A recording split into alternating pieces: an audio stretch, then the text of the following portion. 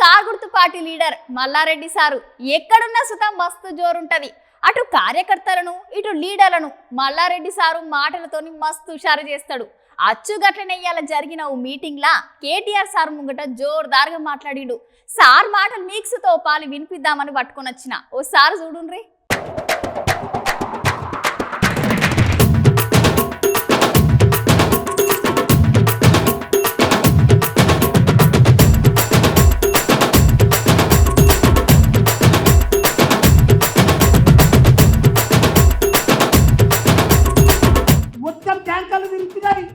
నీటి కటకట, కరెంటు కటకట, మనుషులలో ఎవరికైనా నింపడం లేదు.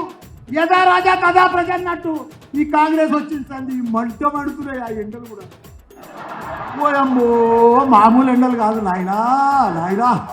మంటలు మళ్ళా నెల అయితే కాలిపోయేటట్టే ఉన్నారు.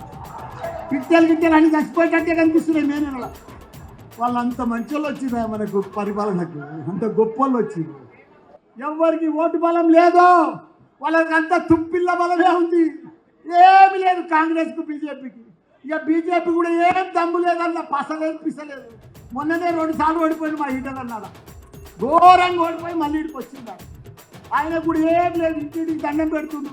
నేను కేంద్ర మంత్రి అవుతా, నన్ను గెలిపిలో తిరుగుతుంది. పాపం గోస వస్తుంది కానీ ఓటు మాత్రం పడేది. ఎందుకంటే ఓటు బ్యాంక్ ఉందంటే మన కేటీఆర్